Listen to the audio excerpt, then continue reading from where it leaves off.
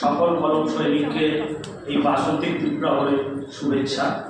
আমি কবি সুজিত সন্ধ্যা আমার একটা স্বরচিত কবিতা পাঠ করব, একটু মন দিয়ে শুনবেন। যেহেতু প্রেমের মাস, সবাই প্রেমের কবিতা পড়ছে, আমি একটু অন্য সামাজিক একটা কবিতা পড়েছি। এটা একটা সামাজিক বার্তা রয়েছে। কবিতার নাম ডাক্তার।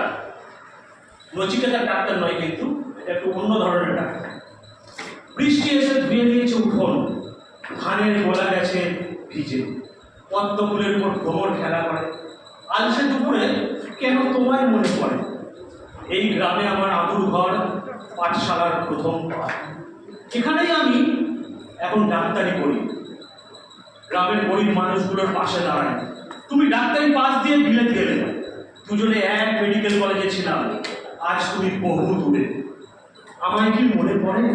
তোমার দামি গাড়ি ছুটে যায় ক্যালিফোর্নিয়ার রাস্তায়, আমার ভাঙা সাইকেল দৌড়ায় গরিবের বাসায়। এখন শিক্ষা, যেখানে মানুষের জীবনের মূল্য শুধু টাকায়।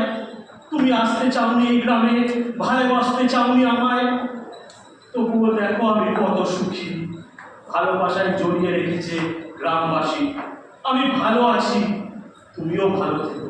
দুজনেই ডাক্তার, একজনের ফিস 2000, অন্যজনের 10 টাকা।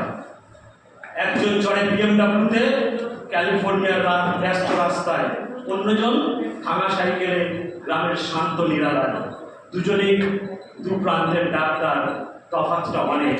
এটাই থাক, ভালোবাসা দু প্রান্তের সত্যিহীন প্রদীপ হয়ে নিভে যাক, তফাৎটা অনেক। ধন্যবাদ।